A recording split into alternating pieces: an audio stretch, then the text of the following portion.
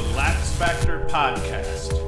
What is up, college lacrosse fans? You're watching episode 237 of the LaxFactor podcast. I am your host, Ted Hoost, the hardest working man in lacrosse podcasting, and today we are going to preview almost all of the games that are being played this weekend, starting with Friday's games, and then we'll get into a couple of Sunday's games. I'll probably go through every week. I'll cover at least everybody who's playing in the top 20, and then that way we'll end up covering a lot of the mid-level and lower-level teams as well. But, there's a couple of games I just don't know enough about, and I'm not going to get into them.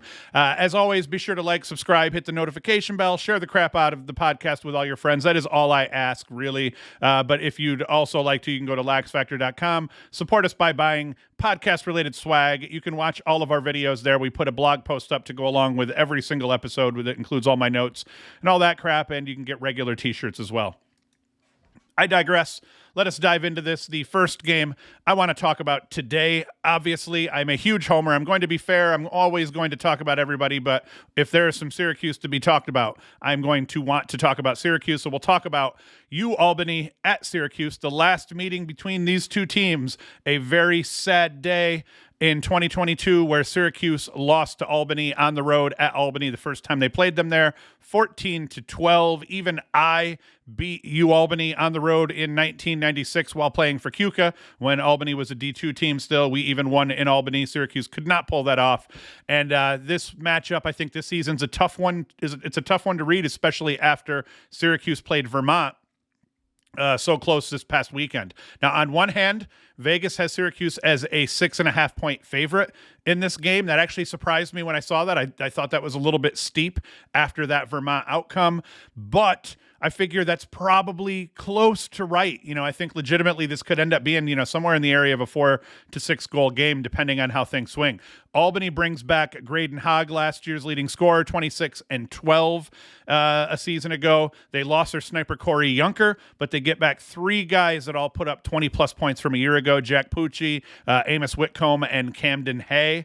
All very good lacrosse players. Now, they stunk in cage last year, and they lost a couple of starters on the defensive side of the field. So I'm not really sure how Albany is going to look overall. I have heard that their goalie situation is improved, although I don't know who it's going to be that's starting. That should play well into Syracuse overall, having a little bit maybe more of an improved offensive flow in this one, because I can't imagine Albany's goalie is going to stand on his head the same way that Vermont's goalie Schaefer did. And then also, I can't imagine we're going to see another game with Joey Spallina shooting 1 of 15. I don't think he's going to have another stretch all season where he takes 15 shots and only scores 1 of them. I just don't think it's going to happen, meaning I think you're going to see a more effective Syracuse offense on Friday against the Danes, mixed with the fact that Albany beat Syracuse a year ago. So a lot of these guys are going to be out for revenge. And, I think that the Syracuse win could end up getting some wings maybe because of the revenge aspect of it. They're back in the dome, and Spallina himself is going to want to kind of silence all the haters who have been chirping him for his rough shooting day. The Syracuse midfield, they put up 8 points to the Syracuse attack's 4 points in that game against Vermont. I predict the attack unit will be clicking in this second contest overall, and if both units play well, you could end up seeing a 6 to 8 goal win for Syracuse. Now, if Syracuse continues to struggle to find offensive rhythm, Albany could make a game of this and bring it right down to the wire, but I am going to predict Syracuse is going to win by 4 to 6 goals in this contest. Next up, North Carolina hosting Mercer. It's going to be Mercer at number 19, North Carolina. These guys last met in 2021. UNC won 16-8 at home. Mercer got beat up by Bucknell really badly on Saturday, and I would wager to bet that UNC is probably a better team overall than the Bison, although Bucknell looked really good on Saturday against Mercer. That means things are probably going to get ugly for Mercer, I'm guessing, against the Heels. I'm thinking we're going to be looking at, somewhere in the area of an 8+ goal spread by the half, might even hit 12+ goals by the end of the game. I don't think UNC is necessarily going to come out and beat them in the same manner that Bucknell did, partly just because I don't think they're going to have to, not because I don't think they can. I think they absolutely could. I just think you might not see them come out and do that or try to do that, or maybe they'll go up, by a margin early and then call the dogs off or whatnot. It's the first contest for UNC at home. They're going to get to stretch their legs, get off some offensive reps with this kind of new offense, a couple of transfers that are going to have to play important roles before they face Hopkins the following Tuesday. I think Carolina is going to waltz their way to victory. I'm picking Carolina by a margin as much as 13 to 16 goals overall. And I'm going to start putting these in writing every weekend. The games that I predict, any game that I talk about here and put in the blog post, I'm actually going to predict, and I'll put the predictions there. So from now on, we can keep a running total. I was 8-3 with my predictions last week, so we'll see how I do this week. It's easy to predict, and I've had a couple of bad upsets, and I picked Detroit Mercy to beat VMI. And that didn't happen, and then I lost the Jacksonville-Utah game. But I'm actually going to start putting them in writing. I'm going to pick the winner, and that's all I really care about. But I'm going to try to pick margins of victory as well, because I think that might help me a little bit more if I'm thinking about it on Wednesday for Friday's betting show when I'm actually taking bets. So next up, we're going to dive into Saturday's games, and I'll do these in order of ranking, starting with the highest-ranked team all the way down in terms of who's playing. So the first game I'm going to talk about here is going to be Michigan at number 1 Virginia. Of all the years for Michigan to actually listen to me and to finally beef up their schedule, they chose this season to do it. Now, I love their roster. I'm a big fan of Zawada. He put up 43 goals and 34 assists last year. Michael Boehm, 33 and 30. But they bring back every guy that started offensively overall. Michigan does. Ryan Cohen, 53 points. Jake Bonomi, 30 points. Aiden Mulholland, 25 points. Isaac Aronson, 19 points. All these guys are back. Michigan's going to look good offensively. They get Andrew Darby back on defense, with a bunch of other starters. Keeper Shane Carr is also back. He stopped the ball at a 53.6% clip a year ago. So there's lots to be excited overall if you're a Michigan fan and a Michigan supporter. The problem is their out-of-conference schedule includes number 1 Virginia, number 5 Notre Dame, number 12 Delaware, number 13 Harvard. In conference, they're going to have to face number 2 Maryland, number 9 Rutgers, and number 11 Ohio State. That is a brutal schedule. 7 of 12 of their opponents that they face are in the top 13 teams in the country. That's a huge improvement in terms of strength of schedule compared to previous seasons. But it's also going to be tough for them to pull out a bunch of wins in those non-conference games. Now, I've talked about Virginia already a ton, so I'm going to save you all on that front. You've heard me talk about Virginia as part of the preseason poll, and I did a full next up preview on them. Virginia's going to win this game. I don't think that it's necessarily going to be all that close. I think we might end up seeing kind of a slow roll to a solid margin of victory. So I think we're looking at about a 7+ goal spread here for UVA. My prediction, Virginia wins by 7 to 9 goals is what I'm going to predict. Next game I want to talk about, number 2 Maryland at Loyola at number 0. Loyola, last meeting 2022, Maryland beat the crap out of them 20-8 at home. Now, Loyola lost their top 2 scorers in Aiden Olmstead and Kevin Lindley. They also lost Ryan McNulty, their All-American LSM, and keeper Sam Schaefer. Schaefer, a solid keeper, just a little bit streaky here at times. Now, on the positive side, they bring back short stick D-mid Peyton Razanka, close defender Matt Hughes to anchor a fairly veteran-laden defense. Maryland waxed Loyola a season ago, and there's a very good chance that the Terps rinse and repeat. I don't think it's going to be necessarily a 20-8 butt whooping like last year, but 18-8, that doesn't seem like it would be out of the question. Offensively, Loyola is going to be leaning heavily on some guys that haven't had to be the guy yet. And they don't have anyone at the faceoff dot that has any chance against Weirman. And I also don't like that Weirman had a semi-pedestrian game for him a weekend ago against Richmond. So I figure faceoff guys, they love revenge arcs, and they love to get back and bounce back after they have a rough game. So I predict that Weirman's going to have a great game, and Maryland's going to win this game by 8 to 10 goals when all is said and done. I don't think they'll necessarily get to 12, but I think they're going to put the hurt to a degree on Loyola, especially at the faceoff dot. Next game I want to talk about, it is number 3 Georgetown at Johns Hopkins. Last meeting 2022, Georgetown won this game 16-8 at home. Now, Hopkins impressed on Saturday against Jacksonville. The Jays used a third quarter run to separate and take Jacksonville down 12-7. Jax was playing without Max Waldbaum, and I still haven't heard what the deal was with that. I got to really try to dig, but I haven't figured anything out. But I'm not sure the score would have flipped that much, even if he was playing. Yes, Hopkins looked much better on defense. They looked much better in cage, a lot better in cage than they've looked in years. The problem, Georgetown is a completely different animal, even than the team that they put on the field a year ago.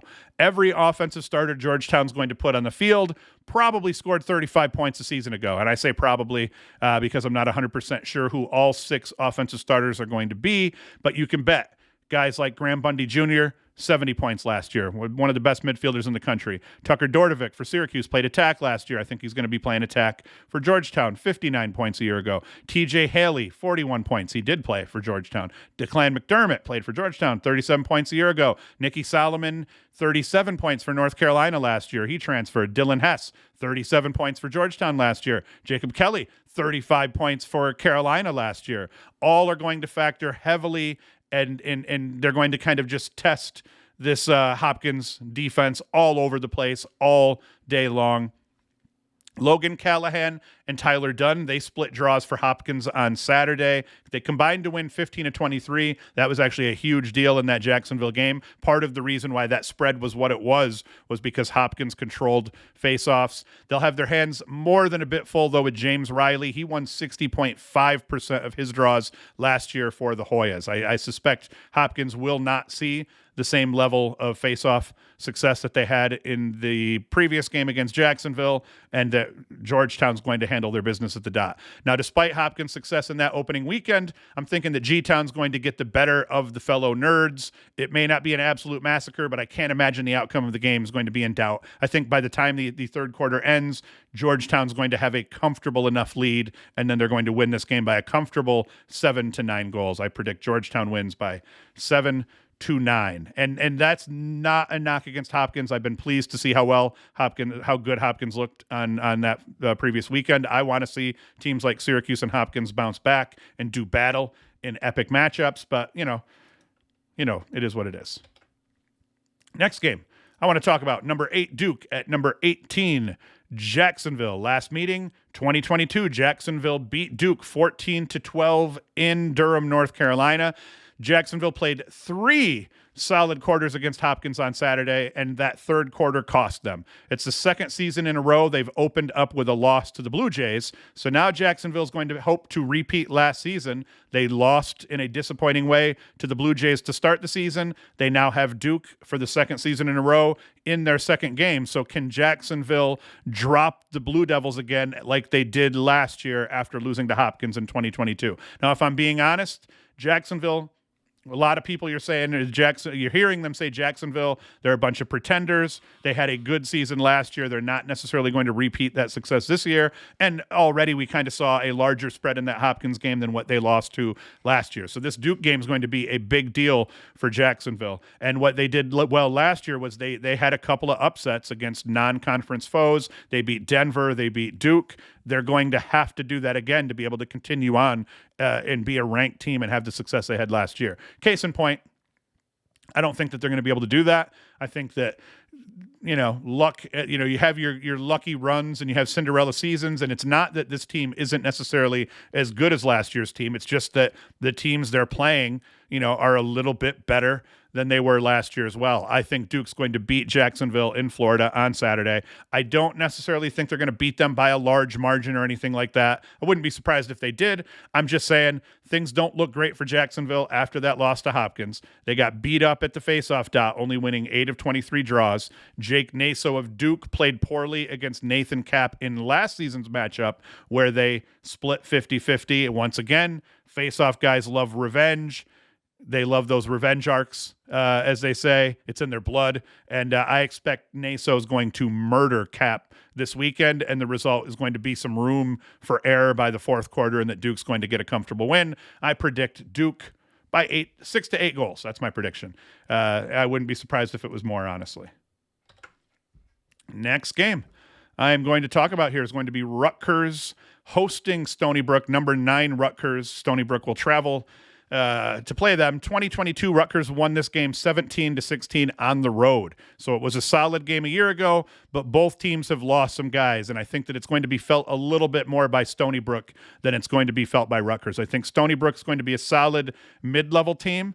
More, and more often than not lately, they've been finishing above 500, but Rutgers a different animal these days. They've done a great job of attracting talent, developing that talent, and then stealing talent where needed when they lose guys from the transfer portal, and this season was no different. Against Mercer on Saturday, Ross Scott, their leading scorer from a season ago, he only had 3 goals in the 20-8 romp. The fact that Dante Koulis, a sophomore, was their leading scorer with 5 goals and 3 assists, that's a really good sign for that Rutgers offense. The fact that transfer keeper Kyle Mullen stopped 59% of shots, another very good sign. I'm not thinking Rutgers is going to trounce Stony Brook, not like they did Marist anyway last weekend. The Seawolves should be a decent draw, and they should be able to fight in a bunch of games this year, but I also don't think we're going to see a repeat of last season and only a 1-goal game. So my prediction here, Rutgers by 4 to 6 goals overall. Oh man, I'm ripping through these here. Next one. Number 11, Ohio State, hosting Cleveland State, once again in their beautiful new Lacrosse facility. Ohio State won 17-9 in this one at home a year ago, and this game isn't going to go well for Cleveland State, I don't think. The Buckeyes, they won by 8 goals. I think they're going to hit 10 or more in this one this season. Jack Myers was an animal on Saturday, ripping up Air Force for four goals and 5 helpers. I don't think Cleveland wants or can handle that smoke. And I think that my prediction is Ohio State's going to win this game by 9 to 11 goals. So just a quick one there. I think it's going to be an easy win, obviously. The next one here, I think it's probably going to be another easy win. Number 12, Delaware at Lafayette. Now, Lafayette got beat up by Penn State on Saturday, and I think that Delaware is possibly a better all-around team than Penn State. I don't think Lafayette's going to be able to hang, and I think Delaware is going to be hyped up after sitting at home and watching their first opponent get beat up by Penn State. And also Delaware, they're going to be excited to play someone other than themselves and have game tape. They're going to be able to watch the tape against Penn State. They're going to be able to just kind of pick and choose their battles, figure out who they're going to attack. I don't think they're going to over game plan for this Lafayette team. I think they're just going to try to come out and do what they do, which is play really brutal, physical, get out there and contest everybody type defense mixed with run and gun and score dope goals and, try to press everything they can on offense. I think they're probably going to beat up on Lafayette. Outcome, I think we'll see 18 plus goals probably scored by Delaware in this one. I think they could probably score 20, 21, 22, same way Penn State did. I'm just not sure they will, just because they might not need to, but prediction Delaware by 10 to 12 in this one. I think Delaware is going to beat them up overall. Lafayette's going to have potentially a rough year. Next one. This is a very important game to me because, once again, it touches on my Syracuse team a little bit and some predictions I made about Boston U. It's number 14 Boston U at Vermont. 2019, these teams played. Boston U won 12-4 at home. And I thought it was odd that was the last time these teams played, or at least that's what it looked like to me. I feel like these guys just probably play each other every year. After Vermont and Syracuse played to a close finish over the weekend, I'm more than curious to see how this game plays out for 2 reasons. One, I want to see if my hyping up Boston U and their attack unit is warranted. I want to see if it makes me look smart.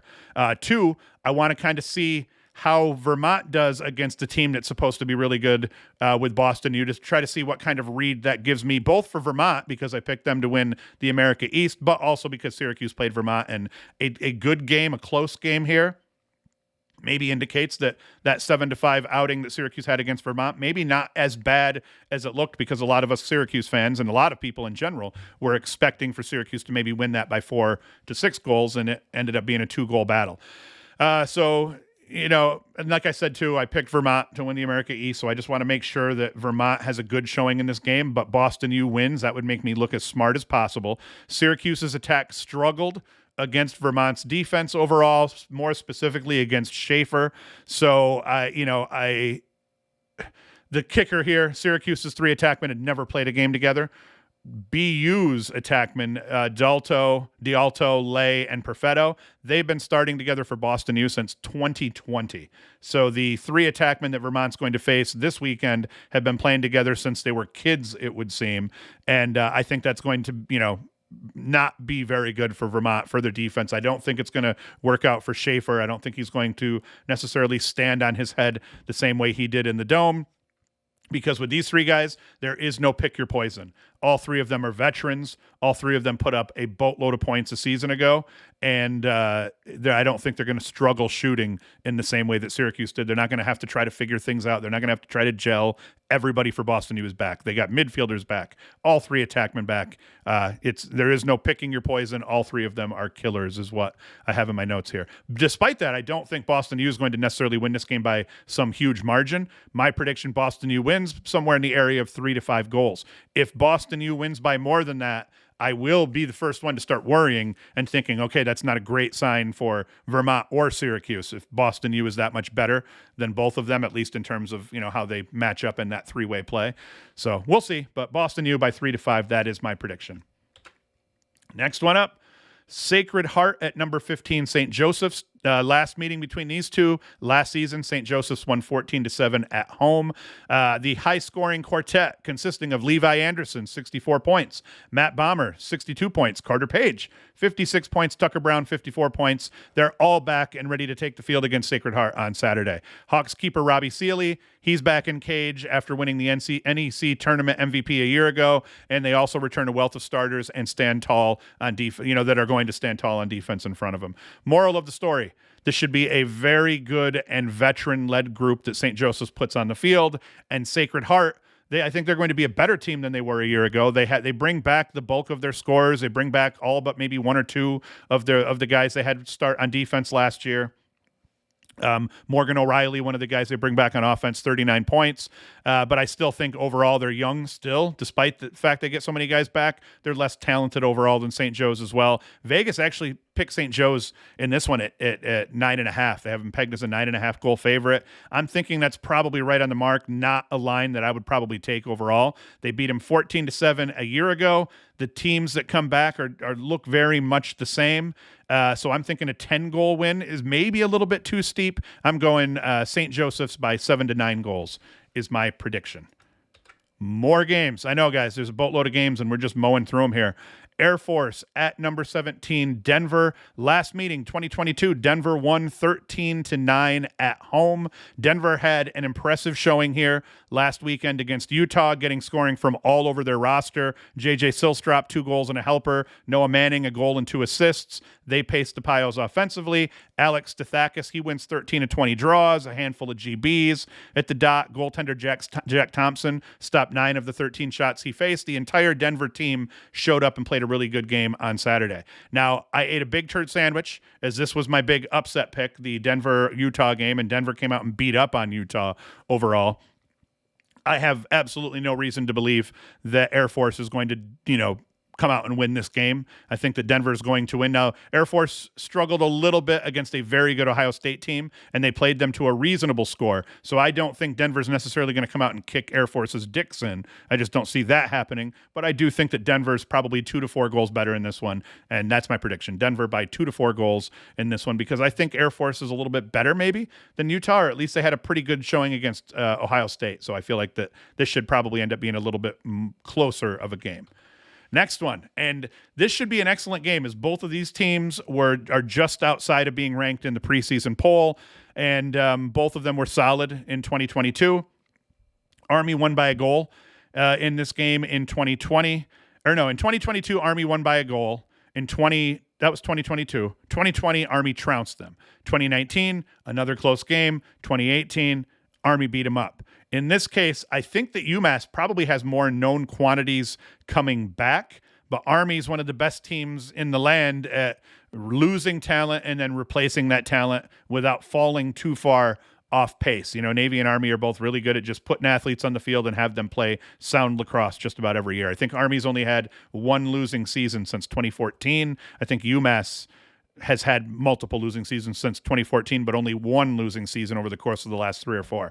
Now, I admittedly don't know much about either team outside of they've both been tough. Army has only had, like I said, one losing record since 2014. There's a part of me that thinks this actually could be the year UMass beats Army, and they could get a 1 or 2 goal win in this game, but I'm not going to bet against Army or Navy until they force me to. So my prediction, we have a close game, but Army is going to win by 2 to 4 goals before all is said and done. And I could eat crap on that one. Come the betting show, I may come back and say, hey, this is my pick. I think not that it'd be a huge upset. I don't remember what the line was. I'll figure it out. But this might be one of my upset picks, even though it wouldn't be a huge upset for UMass to come in and beat them. But I think it should be a good game overall. Now we're going to dive into Sunday's games, and I'm just trying to stack wins here with some of my predictions. And like I said, you can chirp me for predicting easy games, but I'm trying to talk about the teams that people really want me to talk about. And early on, when teams are playing the crap parts of their schedule, I'm going to get really good. Believe me, once we get into conference play, I'll start evening up and I'll start doing really bad. So Holy Cross Syracuse, last year, Cuse won 28-5 at the Dome. This game got all the Cuse fans excited because Cuse came out, new look team. They beat the ever-living crap out of Holy Cross. Holy shit, we're going to be awesome. And we thought that right up until we lose to frickin' Albany, and then our hearts were torn out and we all cried. But prediction in this one, Cuse is going to win by 13-15. I don't think we're going to see them beat them 28-5 again, but I think that they'll put a good hurt on them and beat them by 13-15 goals. And then the last game, it's not the last game I'm going to talk about, but yeah, it's going to be, because I'm not even going to talk about the one that was up there. Penn State at Villanova is also the other Sunday game. Villanova won 13-12 on the road in this one last year. And this is kind of a 50-50 game in my opinion. I think they have money line Penn State at minus 135, and Villanova's at minus 115, and I think Penn State's a 1.5 goal favorite overall. Nova, they get back Matt Campbell, one of the best midfielders in the country, but they do lose their second, third, and fourth leading scorers. All of them were graduate students. It was Luke Keating, Brett Baskin, and J.P. Basile. But I like what the Wildcats bring back on defense, just losing a couple of key guys, but bringing back numerous starters, including goalie Will Vuitton, who posted a .510 save percentage a season ago. Face-offs, I think, are going to be the key in this contest. Justin Coppola, I assume he's taking draws for Nova. He won 58.5% a year ago. That's pretty good. Penn State's Hudson Bond won nearly 70% against Lafayette last weekend, but that's Lafayette. So I think this is going to come down to face-offs in terms of how this game goes overall. But my prediction is I like all the guys Penn State has back. You would think, hey, Penn State stunk last year. They didn't bring in all that many new guys, but they brought back a couple of guys from injury, a couple of transfers. So I think that this Penn State team, we got Chris Jordan 4-2, Trainer 5-1, TJ Malone 2-3, Winkoff 1-2, Jack Trainer 1-2. So, I mean, they've got a lot of talented guys on offense. It's going to be a much improved team, I think, from a year ago. My prediction, Penn State in a close game, though, I think they win by 1-3. Like I said last week, I finished 8-3 overall last week with my Wednesday picks. And when I, kind of rip through and do all the previews, I won the Syracuse game, the Ohio State game, the Maryland game. Actually, I may have been 9-3. Rutgers, let me see here. I counted Maryland twice because I'm an idiot. So I got the Syracuse, Ohio State, Rutgers, Maryland, Navy, Duke, Bucknell, Marquette games right. I got the Detroit Mercy game wrong, Jacksonville and Utah wrong. That's more games that I would have liked to have gotten wrong in week one. I wish I would have picked up either Jacksonville or Utah. I was really aiming to be, 9-2. 1, 2, 3, 4, 5, 6, 7, 8. Yep, 8-3. That's what I was. So we'll see how I do this week. Come back Friday. I'll do the betting show. I'm going to talk about pretty much all the lines. I will tell you the bets that I take, and I'm going to keep track and keep scoring myself through the season for bets too. I think I was somewhere close in bets too. I took way too many bets that first week because I took 2 waves of bets. I took bets when the lines first came out, and then I took bets, the day before I did the Friday show last week. So come back Friday morning, I'll do the betting show. That's just a quicker kind of 10 or 15 minute show, and then come back Sunday, second recap show. I think last weekend was technically week 0, and I think this week is technically week 1, so we'll have week 1 recap. So Friday, the betting show, come back and watch that. Sunday, come back for the full recap show of all of the games that are played on Saturday. And that's it. Thank you for watching. Thank you for listening. You can hit up LaxFactor.com to help support us that way, buy some swag and all that good crap. Come back Friday. Come back Sunday, and Hoost is out. The Lax Factor Podcast.